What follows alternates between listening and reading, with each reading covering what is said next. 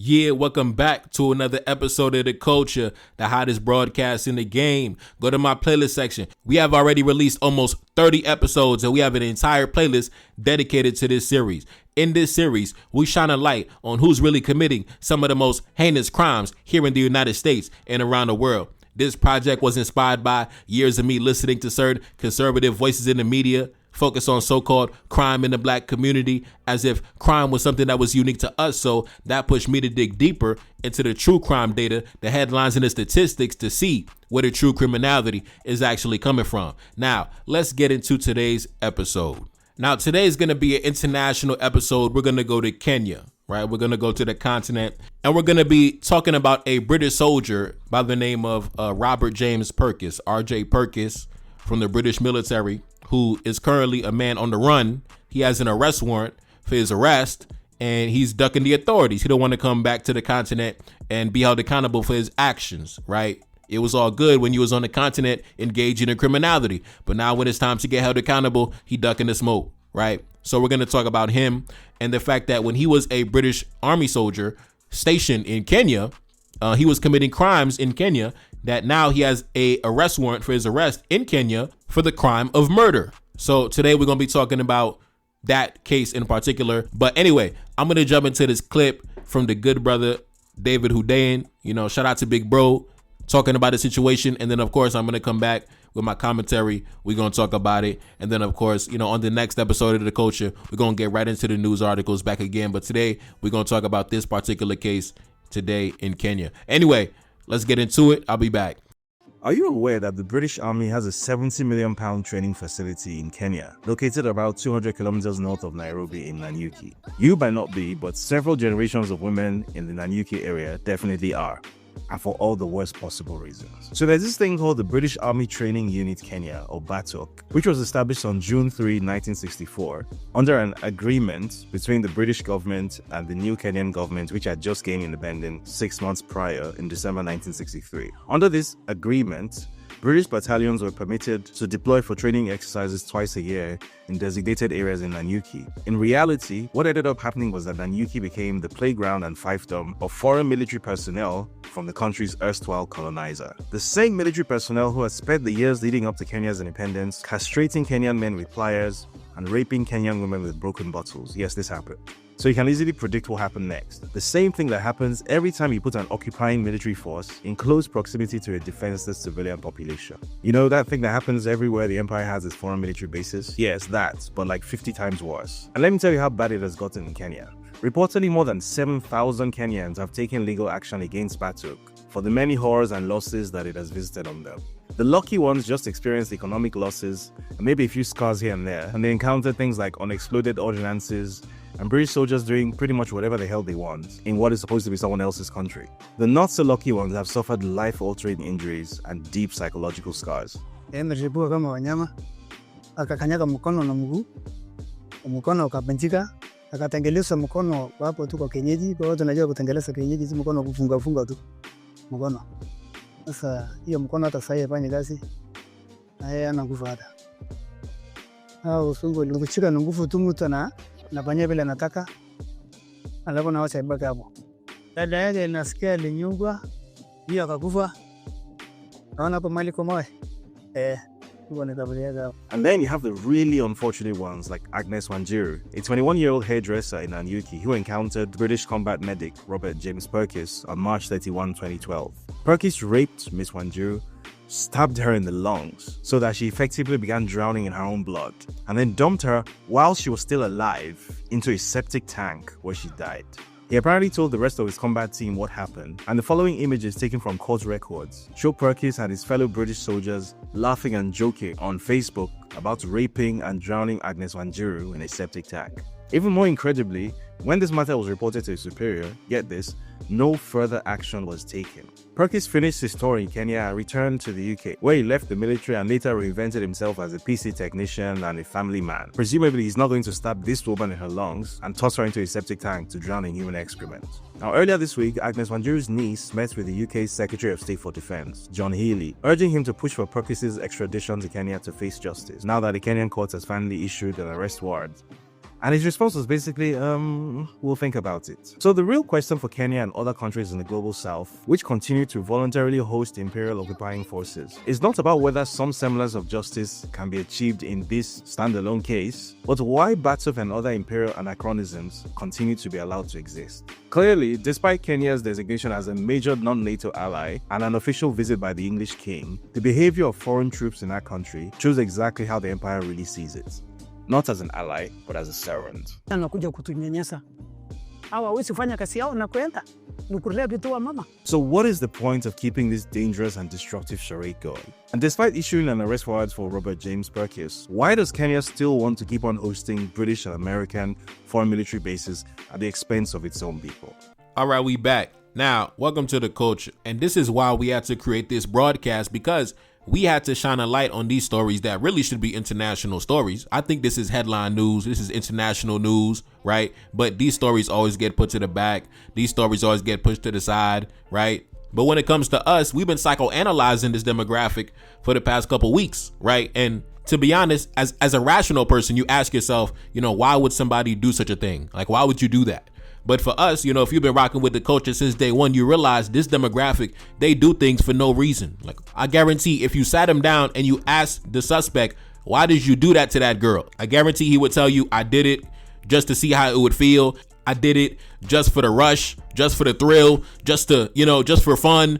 And you could tell that was the case because even afterwards in the group chat, they were joking about it, right? In the army group chat. Oh yeah, remember back in Kenya, we killed such and such. Oh man, that was crazy, man. That was a crazy night, right? Yeah, right? So welcome to the culture, right? When it comes to Kenya, you have to get the British troops off your soil. You have to get them off their territory. I didn't even know the British military had a military base in Kenya up until recently, right? And I believe that the same treatment that the French are going through right now, the British have to feel that same pressure, right? And I'm talking about the same way the French multinationals were driven out, the French Air Force and the military was driven out. I think they need to go through that same humiliation process that the French are currently suffering right now, right? Economic collapse, turbulence, instability, right? The same thing the French are going through right now, right? Losing influence, in overseas territories. The same humiliation the French are feeling right now, the British have to feel that same pressure. Now, the difficulty in that is that the British have somehow managed to maintain friendly and diplomatic relations with the nations on the continent. And that's why, for example,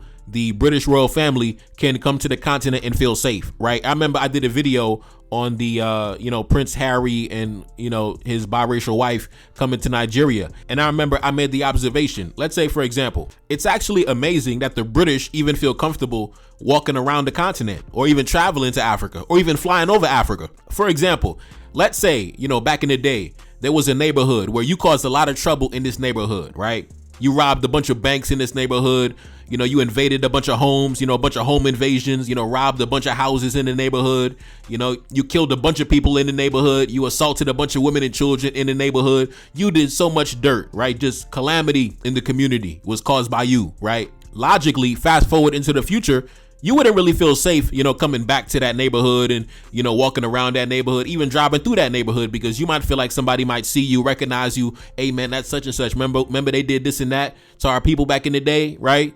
Go get them, right? So you wouldn't feel safe coming back to that neighborhood. You would avoid that neighborhood. You would avoid them people because man, back in the day, man, I was doing crazy dirt, man. I killed a whole bunch of people, man. I know they mad, right? I know they mad at me, right? So I'm never going back over there, right? I'm never driving over there. I'm never walking over there. Listen, I'm never going over there, right? Logically. But in the crazy backwards upside down world we live in today, where most black people are miseducated, don't know their history, don't know back from front, left from right. So the British feel safe coming to the continent. They feel safe traveling to the continent. British soldiers feel safe, walking around the continent, partying, drinking, just kicking it. Like, they feel safe and comfortable. And, logically, in a logical world, that would never happen. Now, you could say that's due to a variety of reasons. That might be due to the miseducation that we receive as children. That might be due to the media we consume that we receive as children. And I'll even admit, when it comes to the British, they are excellent when it comes to projecting a certain image about themselves, right? They are excellent at propaganda. And I knew this to be a fact once I seen all the fanfare and all the, crazy celebration and ceremony when, Prince Harry, married the biracial woman. I was like, damn, man, the British, man, how they do it, man? Like, everybody loved these people, right? That was crazy to me. But like I said, in a logical world, the scenario would be the British wouldn't even feel comfortable even having a military base over there because they wouldn't even feel like their soldiers would be safe over there. They wouldn't even feel comfortable coming to Kenya as a tourist destination, as a vacation spot, because they know, man, back in the day, man, we killed Dedan Kimathi, we did X, Y, and Z. We killed so many people over here. But unfortunately, because the children in Kenya, like the children in every other black nation around the world, are not receiving an education from a young age that is relevant to their social, geopolitical, and historical and cultural context. I guarantee the children in Kenya are learning about Queen Elizabeth and Victoria and Winston Churchill and Christopher Columbus and things like that, and Cecil Rhodes. That's what they're learning about from a young age. The same way the black children in the United States, right? The young boys, they're learning about Thomas Jefferson and they're learning about George Washington, and the young girls are consuming the media, they watching Disney Channel and all that, right? And the same thing goes for the black children in the French speaking territories. They're learning about, Charles de Gaulle and Napoleon Bonaparte and things like that. The education we receive is not really relevant. And that's what leads to unfortunate situations where you have a young girl like Agnes Wanjiru, the victim in this case. She decides that it would be a fun idea. I'm gonna go kick it with the British soldiers. Now, if Agnes from a young age received an education that was actually relevant to her cultural and historical context, then when she saw the British soldiers on her national territory, she should have felt anger. That is the logical feeling. That is a logical position. When you see the British soldier on your territory, you should feel angry. But unfortunately, because Agnes did not receive that education, when she saw the British soldiers, she decided that, I'm gonna go hang out with the British soldiers. I'm gonna go drink and kick it with the British soldiers. When in reality, these are the grandsons of the same men who hunted down Dedan Kimathi, who burned down villages and towns, right? Who committed atrocities in the region, right? So if these are their grandsons, why would they be any different, right? These are their flesh and blood reincarnation, right? Just like when you go to my YouTube, right? In my bio, take a look up on the screen. It says this: the blood of Dessalines, the honor of Vasti, the loyalty of Bon Tonnerre, and the mind of Christophe. Nothing we do is original. We follow in the footsteps of those who came before us, who laid the foundation. Everything that we possess, everything about our culture came from those who came before us and established the culture, right? So it's the same thing over here. The reason why the British soldiers are in Kenya just committing crimes against humanity is because their forefathers were in the region committing crimes against humanity, and they carry the blood of those men who committed crimes against humanity. My problem is why the British are even allowed to have a military base on the continent at all. And keep in mind, you think when it comes to the children in these countries, you think the children in Kenya are being spared? You think the crimes are only being perpetuated against the Kenyan women? And you think they're letting the children get off scot-free, untouched? Stop it. I can only imagine the atrocities taking place over in Kenya. And that's why I say, family in Kenya, you got to get the British soldiers off the territory. Period. Get them off the territory. Why are they even on the territory? I didn't even know they were on the territory until recently, man. Why are they even there? And to me, I believe once you open that conversation, I think that's when it's going to get real, right? Because when it comes to relations between two adults, that's one thing. But once you start opening that box on what these guys doing with the children, that's when you're going to really see the culture for real. Now, when it comes to a grown woman, we can't really do much for a woman that is grown, that's of age. If she wants to go spend the night with the British soldiers, if that's what she wants to do, I think that's stupid, but that's what she want to do. And when it comes to women in Kenya, unfortunately, they've kind of built a reputation for themselves where they're one of the first ethnic groups that pop up when you think of women that be, worshiping the European. Unfortunately, I'm not saying that's the reality for the majority, but that's the word on the street. The word on the street is women in Kenya, they love the European, right? They love the 2977. The women in Kenya, they love them a good 2977, right? I don't know why. Don't ask me why. I have no idea why. I think the women in Kenya are beautiful and they don't have to debase themselves with such demonic activities. But like I said, if a woman is grown, you can't tell a woman nothing if she grown, right? Agnes was 19. We can't tell her nothing if she grown. But when it comes to the children, that's when we can step in, because these guys touching their children. But anyway, let's talk about the French military, because the French military was actually, like I said, they've been kicked out of the continent in several countries recently. And that's a good thing because they were committing all types of demonic activity on the continent for the longest time. And that's why when you see the French economy currently in full-blown collapse, that's why we celebrate. That's why we celebrate the downfall of the French economy. That's why we celebrate the downfall of the French government, because of the atrocities and crimes against humanity they committed and still commit still to this day. Now, I'm going to go to an old article that came out about 10 years ago, back in 2015. The headline for the article, straight to the point: the R word of Africans by Europeans, an ongoing colonial habit. The experts say that illegal activity involving minors by Europeans in Africa is nothing new. Let's get into it. Welcome to the Culture, man. International episode. Let's continue. By 2015, nearly 14 French soldiers were suspected of illegal activity involving minors against Central African children they were supposed to protect. The children from 9 years old to 13 years old admitted that for a few boxes of sardines, they did what Mr. asked them. Now, like I said, when it comes to this demographic, they present themselves in many forms. Sometimes they present themselves as the charitable philanthropist. I'm going to come open an orphanage. I'm going to come open a charity. I'm going to come open a facility for the struggling youth, right? I'm going to come give back to the community, right? I'm going to leave my comfortable life in the West. I'm going to leave my suburb, you know, in some American city or some Canadian city, and I'm gonna go deep into the countryside of a developing country to the most impoverished children because I feel deep in my heart that I want to give back, right? Come to find out, illegal activity involving minors is taking place under the cover of darkness, right? Or sometimes they present themselves as the merciful soldier. I'm here from a foreign country and I'm here on a mission to protect you, right, and uphold democracy, right? When in reality, I'm really here to, you know, maintain access to the minerals and really rob you, but I'm here to protect you, right? And then same thing, illegal activity involving minors, right? Or they might just come as the tourist on vacation, the traveler on vacation, right? And it's the same thing, illegal activity involving minors. And that's why I say, that's why the United States, that's why France, that's why the UK, that's why New Zealand, that's why Australia, every single society and country they occupy, like we mentioned before, they had to put laws on the books, extraterritorial laws on the books to prosecute their citizens because they realized that their citizens had a habit of going overseas to engage in illegal activity involving minors, right? So much so that it actually started becoming an international issue. It actually started becoming an international conversation to where lawmakers around the world had to come together and put laws on the books to put a stop to the epidemic. And when you realize that, why would you ever allow such a demographic to have a military base inside your country? Why would you ever even allow them around your women, especially around your children?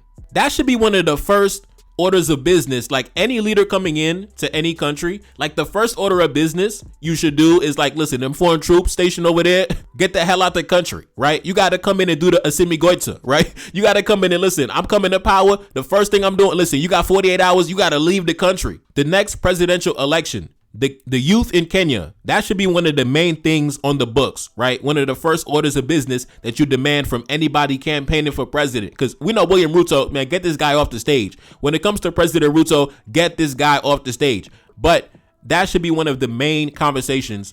Obviously, you know, the economy and things like that, of course, but one of the main conversations in Kenya should be the permanent removal, should be the expulsion of the British troops from the national territory. That should be at the top of the agenda. That should be one of the items at the top of the agenda, the very top. Now, let's get back into the article talking about what the French military were doing in Africa, right?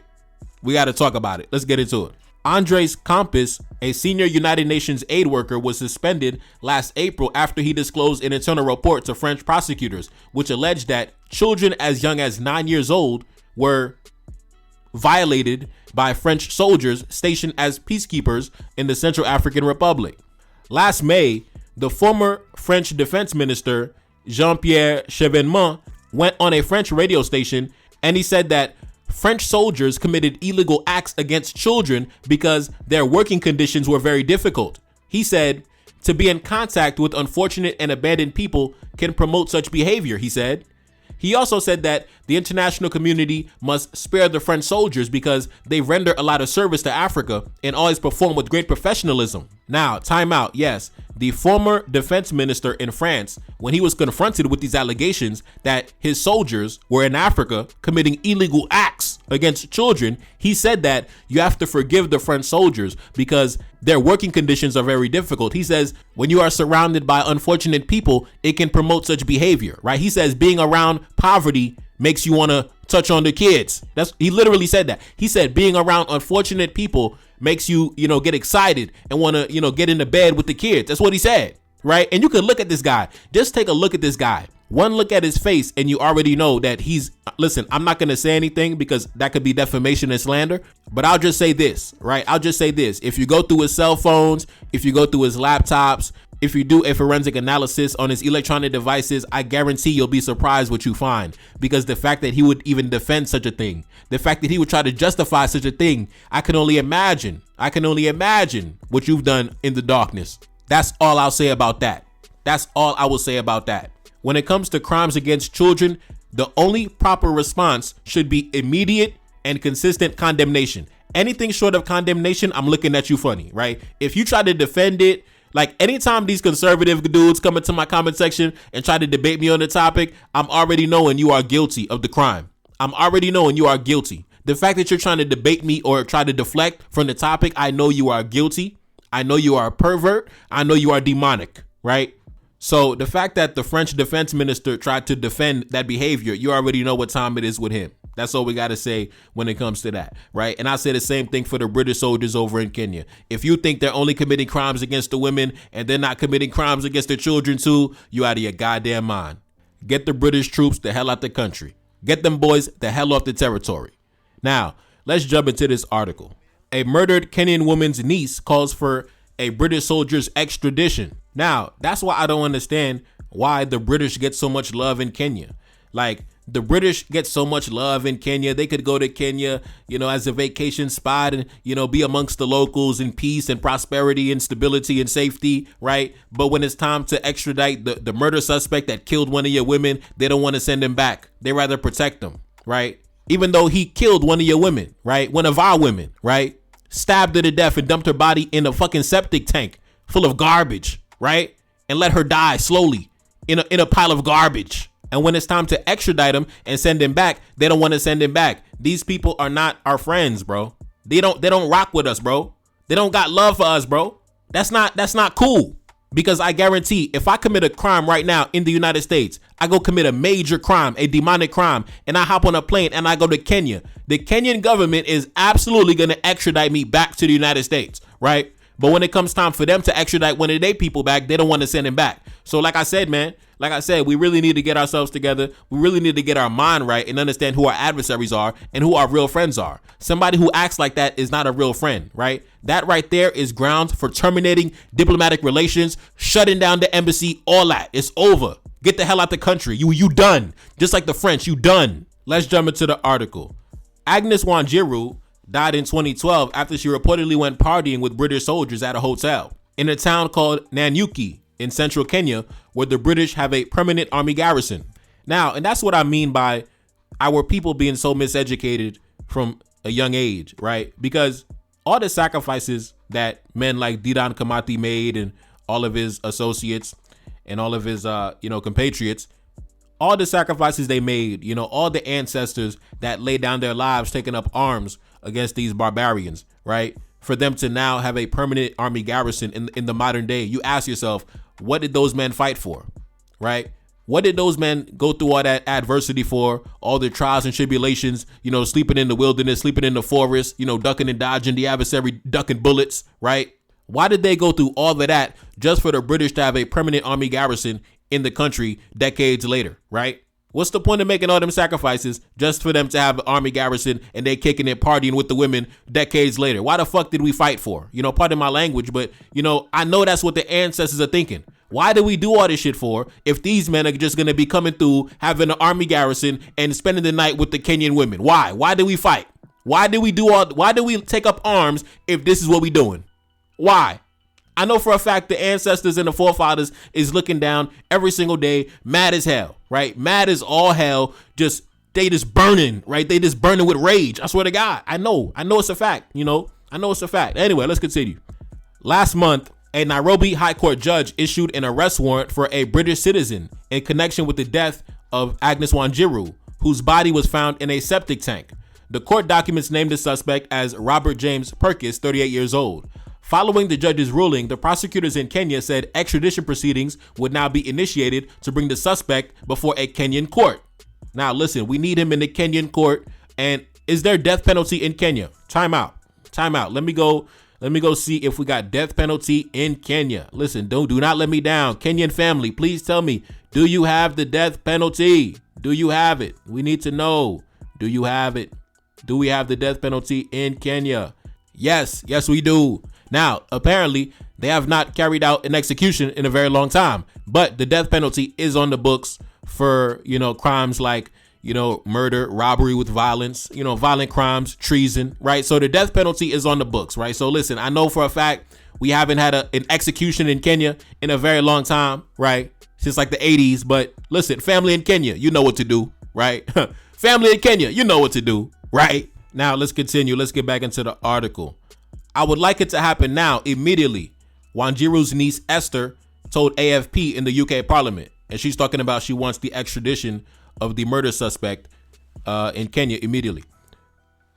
I want him to be extradited because he mocked Agnes and mocked Agnes's daughter, right? So listen, these guys, like I said, if you asked him why did he do it, I guarantee he would tell you I did it because I thought it was funny. I'm serious. This is their culture. Anybody who grew up playing sports with these guys, they have a strange sense of humor, right? Oh, we dumped the girl's body in a septic tank. To them, that's like a funny thing, right? Oh, remember back in the day, back in the military, we killed that girl? That is how some of these guys joke, right? To them, it's just one big joke. Yeah, that was just one big adventure. There was no reason for it. I guarantee she probably didn't even make him angry. I guarantee he probably just did it just to make his friends laugh. He probably was like, yo, bro, it'd be funny as hell right now if I just offed her right now, right? I guarantee that's how it went. I guarantee that's how it went that night. And then his friends were like, yeah, bro, go do it. Go do it, bro. And then he went and did it. And they were in the group chat afterwards on Facebook, on social media, cracking jokes about it. Oh, remember the girl in the septic tank? Remember the septic tank? That's their sense of humor. That's how they joke, right? Welcome to the culture, for real. Like I said, man, they different. They different, bro. They different. For real. Anyway, let's continue. Ben Keith, a barrister specializing in international cases, told the parliamentary meeting that extradition in such a case could take up to 5 years. Man, listen, them boys dragging their feet. They're not sending them back. They're not sending them back. I'm just saying it right now. They're not sending them back, right? So at this point, the focus now, like I said, the next presidential elections, because I don't want to be on the internet calling for, revolution, but the next presidential election, we got to, use safe language on the internet, the democratic process, right? The next presidential election, whoever campaigns for president, this should be at the top of the agenda. The expulsion of the British troops, the British military bases have to be closed. British companies have to start losing their licenses to operate. What else? Pretty much the severing of diplomatic ties between Kenya and the British. That's what should be on the agenda. If the British government refuses to send this guy back to be held accountable, diplomatic relations must be terminated between the two countries. Whoever is deciding to run for president in Kenya, that should be on your platform. That should be one of the main things on your platform. Territorial sovereignty. Foreign troops, we kicking them out. That should be what you campaign on, amongst many other things, right? Obviously economic reform, but the elimination of foreign troops, that's at the top. In Kenya especially, right? Now let's continue. Purkiss is accused of murdering Wanjiru on the night of March 31st, 2012. A postmortem examination concluded that she died as a result of stab wounds to her chest and abdomen. In October 2021, the Sunday Times newspaper in the UK reported that a soldier had confessed to his comrades to killing Wanjiru and showed them her body.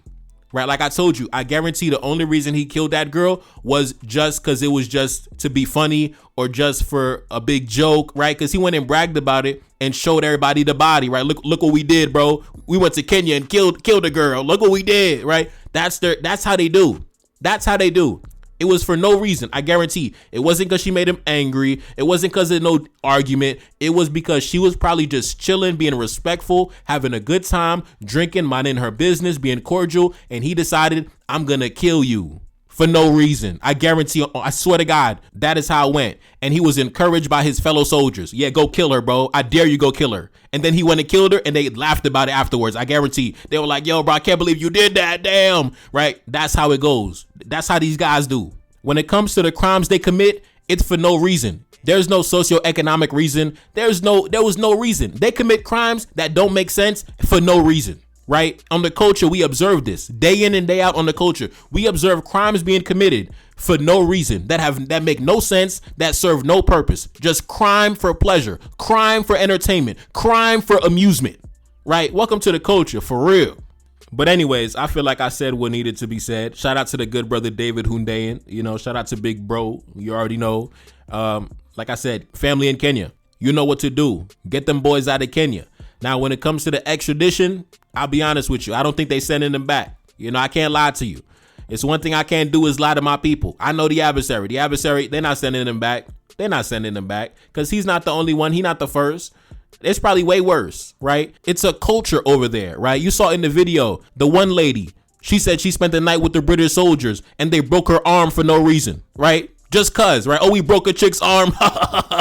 Right? These guys are weird. They have a weird culture. I don't like it. So like I said, the reason why he felt comfortable killing a girl for no reason is because those guys, that's what they do. They're over there abusing women for no reason, right? They're over there breaking women's arms, beating them, assaulting them, holding them down and taking it by force. They're doing all type of depravity over there. So that's why he felt comfortable killing a girl for no reason. So like I said, you guys have to get those guys out of there. They have a very strange culture, very strange habits, very strange proclivities. They're very weird. So get them out of your country. You shouldn't feel comfortable with those guys in your country. Get them out of the country, bro. Damn. Anyway, it's the boy Neferkari, that's Salim, back in the building. Yes, indeed. Cash App in the description. Pinned comment at the top. The Spy in Bamako, second single of the next project. Subscribe to the Patreon, NTD1814, and I'm gone. Peace. Feel like a see me, I feel like I'm Saudi or ran up on Yana in the middle of Bamako. Enemy line, they claiming they innocent. Don't do no talking, I gotta move militant. Don't do no talking, I hit them with facts. 1804, bringing it back. 1804 like I'm Mother Cap Henry. King with the vision, the crown never empty. Top of the mountain, my soldiers defend me. Ducking and dodging the foreign intelligence. Hitting my dance on the DGSE. Dodging they traps, still on my feet. Feeling impeccable, feel like I'm shining. Go to my neck and I'm flooded with diamonds. Go to my neck and I feel like a mess. Feel like a lion, I'm in the savannah. Feel like the king when I'm up in the jungle. Never defeated, I never been humble. Come out victorious every encounter. Money machine give me help when I count it. Money machine stack it up in a beat. Heart of a king and I ride for the team. Weight of the world got it stuck on my shoulders. Bet you can feel it, my heart getting colder. Yeah, gotta stay focused so when it's in shots, I gotta react. Cause I'm a target, I'm under attack. Grabbing a weapon, I tell her get back. Mission exposed, secrets unfold. Enemy try, but I'm still in control. Got your boy sitting in Bamako prison. Hoping they wish we sending them home. Enemy know that we good under pressure. Been through the thunderous, turbulent storm. Shorty a diamond, I told her she precious. Hop in a whip and I'm taking her home. Hop in a whip and I'm swerving, I'm smashed. Killing my enemies, one of my passion. Rocking this gold like we in bikini. Feel like the captain, I'm clutching a heater. Yeah, gotta stay focused so when it's in shots, I gotta react. Cause I'm a target, I'm under attack. Grabbing a weapon, I tell her get back. Mission exposed, secrets unfold. Enemy try, but I'm still in control. Got your boy sitting in Bamako prison. Hoping they wish we sending them home. Enemy know that we good under pressure. Been through the thunderous, turbulent storm. Shorty a diamond, I told her she precious. Hop in a whip and I'm taking her home. Hop in a whip and I'm swerving, I'm smashed. Killing my enemies, one of my passion. Rocking this gold like we in bikini. Feel like the captain, I'm clutching a heater.